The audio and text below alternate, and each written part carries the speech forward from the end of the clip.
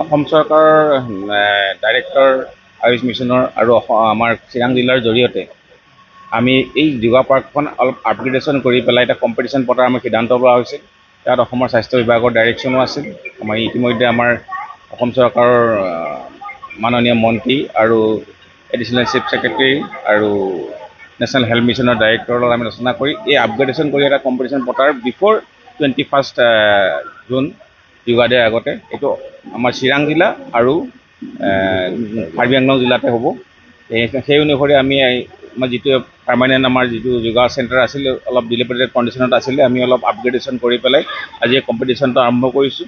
আৰু যোগাটো যে আমাৰ এটা খুব প্ৰয়োজনীয় আমাৰ ব্যায়াম, এইটো বিশ্ব দৰবাৰ মাননীয় প্ৰধানমন্ত্ৰী মহোদয় ইতিমধ্যে প্ৰচাৰ কৰিছে আৰু অসম চৰকাৰৰ মাননীয় মুখ্যমন্ত্ৰী মহোদয়ে ইয়াৰ ক্ষেত্ৰত যথেষ্ট গুৰুত্ব প্ৰদান কৰিছে।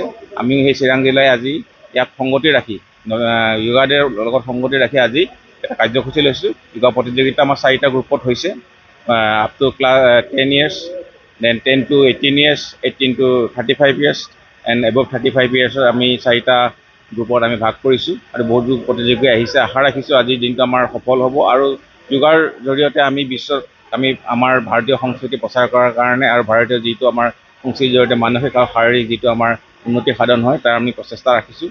আৰু চিৰাং জিলা এই কথাটোৰ কাৰণে কি ধৰণৰ পৰিকল্পনা ৰাজ্যিক স্তৰৰ পৰা আপোনালোকে? সেইটো কাৰণে আচলতে এই ডেভেলপ কৰা গৈছে যে এইখন আচলতে পাব্লিক পাৰ্ক আছিলে, কিন্তু কথা হ'ল কি আমি এতিয়া এইবাৰ ডেভেলপ কৰিছোঁ। এইবাৰ ডেভেলপ কৰাৰ উদ্দেশ্যটো হ'ল সেইটো, এতিয়া আমি এইখন ডেভেলপ কৰিছোঁ। ডেভেলপ কৰাৰ পিছতে ইয়াত যদি আমি ৰেগুলাৰ সেইটো ৰাখিব পাৰোঁ বা সেইটো কণ্টিনিউৱেশ্যনটো কৰিব পাৰোঁ, আমাৰ ইনষ্ট্ৰাক্টৰ দি মেলি হওক বা যেনেকৈ নহওক, আমি তেতিয়া এই বস্তুটো অকল প্ৰচাৰেই নহয় বা প্ৰসাৰেই নহয়, ইয়াত স্বাস্থ্য লগতো জড়িত গোটেইখিনি বস্তু আছে। সেইটো কাৰণে এখন ডেভেলপ কৰি আমি ইয়াত কণ্টিনিউৱেশ্যন ৰাখিবৰ কাৰণে চেষ্টা কৰিছোঁ। এই কাৰ্যসূচীটো প্ৰচাৰৰ কাৰণে কিবা নতুনকৈ বাজেট লোৱা হয়? এইটো কাৰণে বাজেট এটা লোৱা গৈছে। এনেই তেওঁলোকক আমি ডিষ্ট্ৰিক্ট এডমিনিষ্ট্ৰেশ্যনক হেৰি কৰিছোঁ, তেওঁলোকে এটা আমাক ছাবমিট কৰিব বাজেট এটা, সেইমতে আমি তাৰ পৰা ষ্টেটৰ পৰা আমি প্ৰভাইড কৰিম। ধন্যবাদ। অসম চৰকাৰৰ ডাইৰেক্টৰ আয়ুষ মিছনৰ আৰু আমাৰ চিৰাং জিলাৰ জৰিয়তে আমি এই যোগা পাৰ্কখন অলপ আপগ্ৰেডেশ্যন কৰি পেলাই এটা কম্পিটিশ্যন পতাৰ আমাৰ সিদ্ধান্ত লোৱা হৈছিল। তাত অসমৰ স্বাস্থ্য বিভাগৰ ডাইৰেকশ্যনো আছিল। আমাৰ ইতিমধ্যে আমাৰ অসম চৰকাৰৰ মাননীয় মন্ত্ৰী আৰু এডিশ্যনেল চিফ ছেক্ৰেটাৰী আৰু নেশ্যনেল হেল্থ মিছনৰ ডাইৰেক্টৰৰ লগত আমি আলোচনা কৰি এই আপগ্ৰেডেশ্যন কৰি এটা কম্পিটিশ্যন পতাৰ বিফ'ৰ 21 জুন যোগা ডেৰ আগতে এইটো আমাৰ চিৰাং জিলা আৰু কাৰ্বি আংলং জিলাতে হ'ব। সেই অনুসৰি আমি আমাৰ যিটো পাৰ্মানেণ্ট আমাৰ যিটো যোগা চেণ্টাৰ আছিলে অলপ ডিলেপিটেড কণ্ডিশ্যনত আছিলে, আমি অলপ আপগ্ৰেডেশ্যন কৰি পেলাই আজি এই কম্পিটিশ্যনটো আৰম্ভ কৰিছোঁ। আৰু যোগাটো যে আমাৰ এটা খুব প্ৰয়োজনীয় আমাৰ ব্যায়াম, এইটো বিশ্ব দৰবাৰ মাননীয় প্ৰধানমন্ত্ৰী মহোদয় ইতিমধ্যে প্ৰচাৰ কৰিছে আৰু অসম চৰকাৰৰ মাননীয় মুখ্যমন্ত্ৰী মহোদয়ে ইয়াৰ ক্ষেত্ৰত যথেষ্ট গুৰুত্ব প্ৰদান কৰিছে।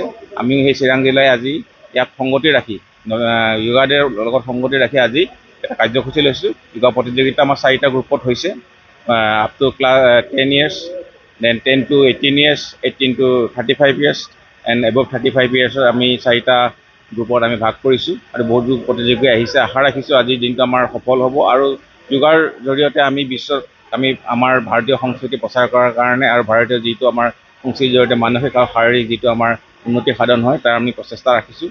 আৰু চিৰাং জিলা এই কথাটোৰ কাৰণে কি ধৰণৰ পৰিকল্পনা ৰাজ্যিক স্তৰৰ পৰা আপোনালোকে? সেইটো কাৰণে আচলতে এই ডেভেলপ কৰা গৈছে যে এইখন আচলতে পাব্লিক পাৰ্ক আছিলে, কিন্তু কথা হ'ল কি আমি এতিয়া এইবাৰ ডেভেলপ কৰিছোঁ। এইবাৰ ডেভেলপ কৰাৰ উদ্দেশ্যটো হ'ল সেইটো, এতিয়া আমি এইখন ডেভেলপ কৰিছোঁ। ডেভেলপ কৰাৰ পিছতে ইয়াত যদি আমি ৰেগুলাৰ সেইটো ৰাখিব পাৰোঁ বা সেইটো কণ্টিনিউৱেশ্যনটো কৰিব পাৰোঁ, আমাৰ ইনষ্ট্ৰাক্টৰ দি মেলি হওক বা যেনেকৈ নহওক, আমি তেতিয়া এই বস্তুটো অকল প্ৰচাৰেই নহয় বা প্ৰসাৰেই নহয়, ইয়াত স্বাস্থ্য লগতো জড়িত গোটেইখিনি বস্তু আছে। সেইটো কাৰণে এখন ডেভেলপ কৰি আমি ইয়াত কণ্টিনিউৱেশ্যন ৰাখিবৰ কাৰণে চেষ্টা কৰিছোঁ। এই কাৰ্যসূচীটো প্ৰচাৰৰ কাৰণে কিবা নতুনকৈ বাজেট লোৱা হয়? এইটো কাৰণে বাজেট এটা লোৱা গৈছে। এনেই তেওঁলোকক আমি ডিষ্ট্ৰিক্ট এডমিনিষ্ট্ৰেশ্যনক হেৰি কৰিছোঁ, তেওঁলোকে এটা আমাক ছাবমিট কৰিব বাজেট এটা, সেইমতে আমি তাৰ পৰা ষ্টেটৰ পৰা আমি প্ৰভাইড কৰিম। ধন্যবাদ।